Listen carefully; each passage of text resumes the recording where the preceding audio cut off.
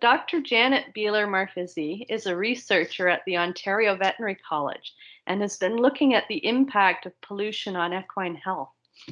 Welcome, Dr. Beeler, and thank you for joining us. Yeah, thank you for having me. It's a pleasure to be here today. So we're used to seeing air quality indexes with our weather reports, and research has been done on the connection between pollution and human asthma. Can you begin by briefly describing your research project looking into how pollution may impact horses? Well, it started from a very personal level. I have asthma, and so I pay attention to the AQHI, the Air Quality Health Index. As you know, we get on the weather report every day whether pollen counts are high. I pay attention to that because I know that I will be more prone to an asthmatic attack or having problems if I'm trying to exert myself physically in those conditions. So anybody watching this who has allergies or who has asthma will know that feeling of, gosh, there's a lot of particulate in the air right now, because you can feel it on your face if you're sensitive to these things. And others, thankfully, don't have that problem. But it made me think that during the summer, there's often waves of horses getting respiratory disease. And I never really ascribed that to being part of pollution.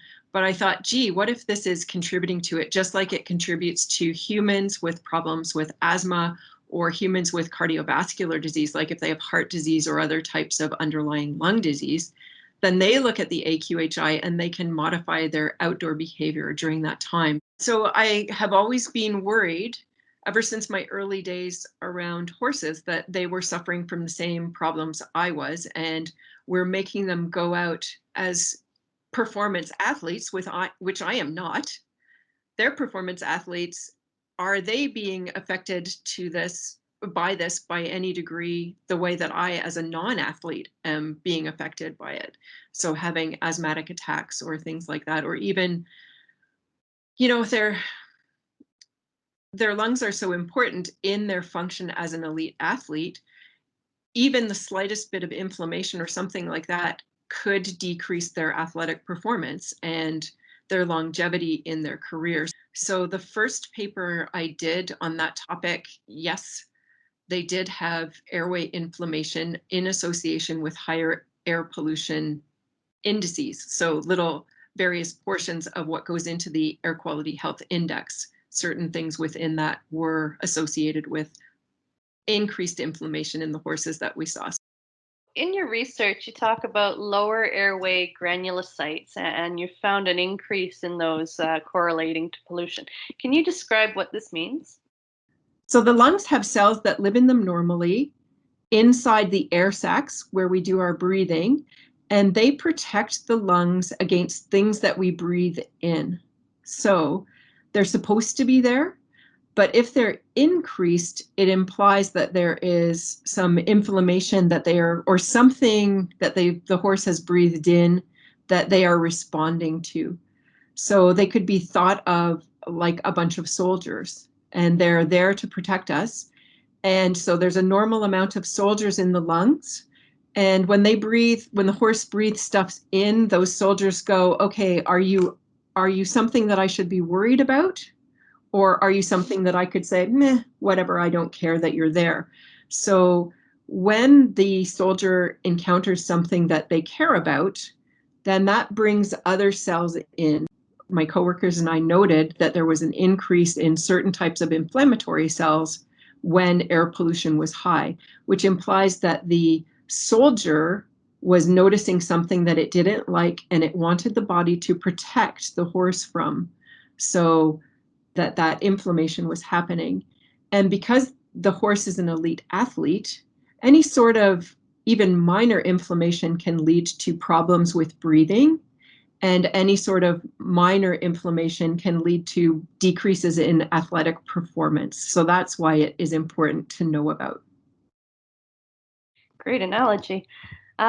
So is lower airway inflammation a problem just for performance horses, or does it have an impact for pleasure horses as well? Well, it depends. It's like I am nowhere near an Olympic athlete.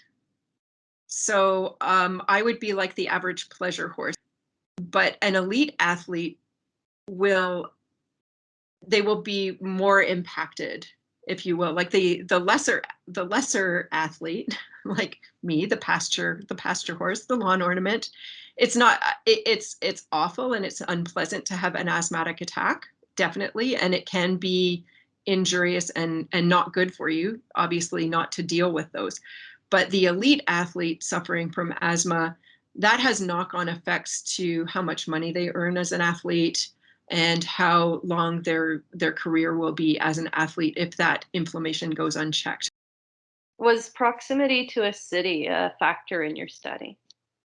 Yes, the proximity to cars, because that gives off a lot of the particulate that causes asthma in humans and makes a major portion of poor air quality. So smog, in other words, what we used to call smog, we now call poor air quality. So yes, being closer to a city does increase that issue. So, what are potential practical applications of your research for the horse owner?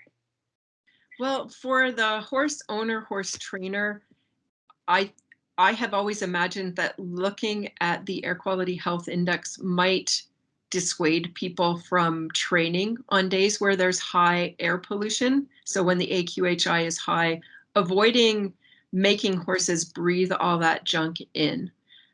But practically speaking, I know that that's not always possible because we have training schedules that we are adhering to. But I it's always been my hope that it would influence trainers and owners from training on days where the AQHI is high. What are the top three take home points that you feel are important to the industry for their horses' respiratory health? I think the first thing I would hope that, based on my research, that people might take a look at air quality health index, and even themselves as people who live and work in Ontario would would be able to sense that the air quality was poor and not push our equine athletes to their maximal efforts during those times. And then I think the most major things would be actually barn related factors. So making sure we wet down the shed row before sweeping, and then using a shovel to take the sweepings out and put them into the manure pile rather than sweeping everything into the horse's stall, because that generates a lot of dust, which ends up being down where the horse breathes while they're eating their hay and things like that. So I think those things can have a big impact on equine lung inflammation and lung health as well. And the third thing, I personally have an issue with round bale feeding or large square bale feeding, and even hay nets. When hay nets are hung up, or we have a round bale or a large square, and the horse is eating its way into that bale, and so they stick their face into the bale and they're breathing all of the particulates. Even good looking hay contains dust from the soil. It contains fungal spores, which are just naturally occurring in the environment. And those can all contribute to inflammation. Okay, so thank you, Dr. Beeler. In closing, is there anything you would like to emphasize, sum up, or glance into the future of studies on pollution in horses? The future of my research is looking at the effects of pollution on exercise-induced pulmonary hemorrhage, otherwise known as bleeding.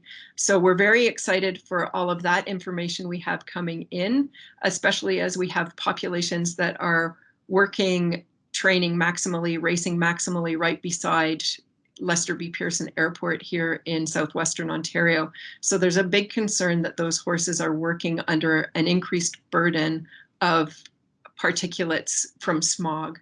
So that's what we're working on moving forward.